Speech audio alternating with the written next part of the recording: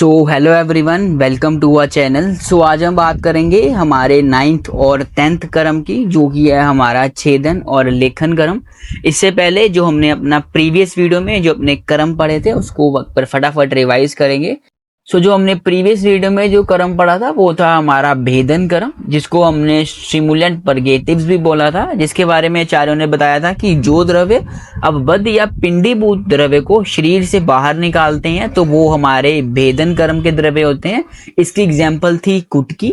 ठीक है, ये हमारे पावरफुल परगेटिव्स होते हैं जो कि हमारा कॉज करते हैं ग्रिपिंग एक्शन को, है ना। ये करते क्या है, बेसिकली ये जो हमारे इंटेस्टाइनल म्यूकोजा है उसको इरिटेट कर देते हैं, जिससे होता क्या है, जो हमारी इंटेस्टाइन की मोटिलिटी है वो इंक्रीज कर जाती है। ठीक है, ये हम यूज करते हैं in the case of severe constipation, है ना। और इसमें हमने अपने भेदनीय महाकषाय के बारे में भी पढ़ा था। उसके बाद नेक्स्ट था हमारा रेचन कर्म, जिसे हमने स्ट्रॉन्ग परगेटिव्स बोला था। इसमें हमने पढ़ा था कि जो द्रव्य या कर्म पक्व या अपक्व मल आदि का द्रव शरीर से बाहर निकालते हैं तो वो हमारे रेचन कर्म होते हैं। इसकी एग्जाम्पल थी हमारी त्रिवृत। ये हमारे सर्वरस युक्त होते हैं, मेजरली ये हमारे कटु और तिक्त रस वाले होते हैं, है ना।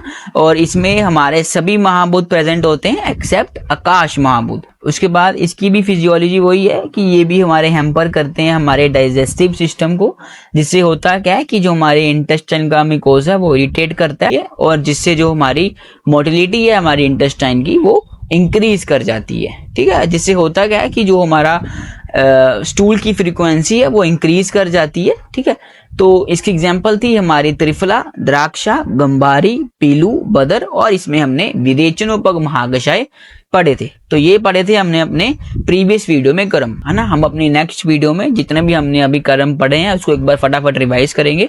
ठीक है, तो आज हम शुरू करते हैं। जो हमारा 9th कर्म है वो है हमारा छेदन कर्म। ठीक है, जिससे हम एक्सपेक्टोरेंट बोलते हैं।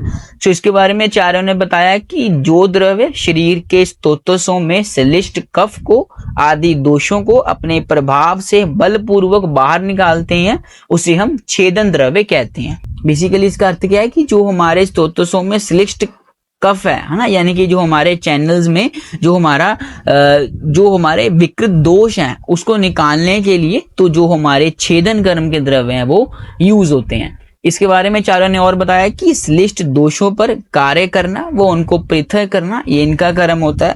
ये हमारे बलपूर्वक, है ना, विश्लेषित दोषों को शीघ्र ही शरीर से बाहर निकालते हैं। ठीक है, उसके बाद ये हमारे कटु रस वाले होते हैं, है ना, और ये हमारे अग्नि व वायु महाभूत प्रधान होते हैं। तीक्ष्णता से ये दोषों पर कर्म करते हैं, यानी कि इसका जो गुण होगा वो हमारा तीक्ष्ण होगा। ठीक है, इसकी एग्जाम्पल है हमारी शार, मरीच, शिलाजतु और वचा। तो ये भी आपको याद रखनी है। तो रस में जैसे हमने पढ़ाई है कि ये हमारे अमल, लवण, कटु रस वाले होते हैं, है ना। गुण में ये तीक्ष्ण गुण वाले होते हैं। वीर्य में ये हमारे उष्ण वीर्य वाले होते हैं। ठीक है, अगर हम बात करें इसकी मॉडर्न एस्पेक्ट की तो इसे हम एक्सपेक्टोरेंट बोलते हैं। तो यहाँ पे लिखा कि expectorant are used to treat the symptoms of respiratory tract infections. These types of infection include common cold, bronchitis and pneumonia.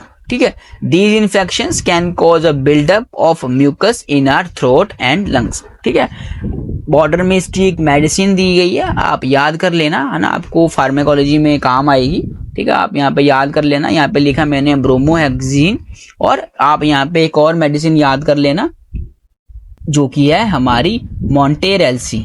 ठीक है, आपने सुना भी होगा बहुत बार इस मेडिसिन के बारे में, तो ये भी आप याद रख लेना। तो ये था हमारा छेदन कर्म। ठीक है, उसके बाद नेक्स्ट जो हमारा कर्म है वो है हमारा लेखन कर्म, जिसे हम स्क्रैपिंग एजेंट्स भी बोलते हैं। बहुत इंपॉर्टेंट कर्म है, इसको ध्यान से पढ़ना, बहुत बार आपके एग्जाम में पूछा गया है ये। तो इसके बारे में बताया कि जो द्रव्य या कर्म संपूर्ण शरीर की धातुओं एंड मलों को सुखाकर या उखाड़कर शरीर से बाहर निकालते हैं तो उसे हम लेखन कर्म के द्रव्य कहते हैं। ठीक है, उसके साथ हमारे आचार्य योगेंद्र नाथ सेन ने क्या कहा है कि उनके अनुसार जो शरीर को कृश करने वाले द्रव्य होते हैं वो हमारे लेखन कर्म के द्रव्य होते हैं। वहीं जो हमारे आचार्य सुश्रुत हैं उन्होंने बताया कि शरीर को पतला करने वाले जो द्रव्य होते हैं वो हमारे लेखन कर्म के द्रव्य होते हैं, है ना। बात सेम ही कही है दोनों ने। ये हमारे वायु व अग्नि महाभूत प्रधान होते हैं। ठीक है।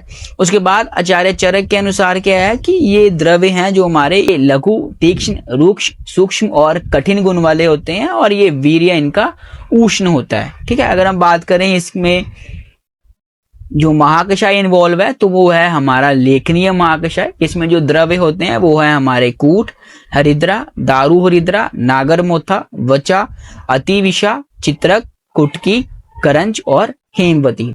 ठीक है। तो इनमें से किसी भी द्रव्य का आप योग बनाकर अपने पेशेंट को दे सकते हैं। उसके बाद आपको एक इंपॉर्टेंट नोट दिया गया है, तो ये भी आपको याद रखना है कि लेखन द्रव्य मुख्य रूप से मांस धातु को सुखाते हैं जिससे शरीर कृश होता है। ठीक है। तो ये जो टर्म है ये एमसीक्यू में बन जाती है कि जो हमारे लेखन गर्म के द्रव्य हैं वो किस धातु के ऊपर काम करते हैं, तो वो हमारे काम करते हैं हमारी मांस धातु के ऊपर। उसके बाद लास्ट में बताया कि इसके यूजेस क्या है, तो ये हमारे पेशेंट की डिटॉक्सिफिकेशन करने के लिए ये जो हमारा लेखन गर्म है ये यूज होता है। ठीक है। तो ये था हमारा छेदन और लेखन कर्म। आई होप आपको ये दोनों कर्म अच्छे से समझ आए होंगे। सो मिलते हैं अपनी नेक्स्ट वीडियो में। Till then thank you so much.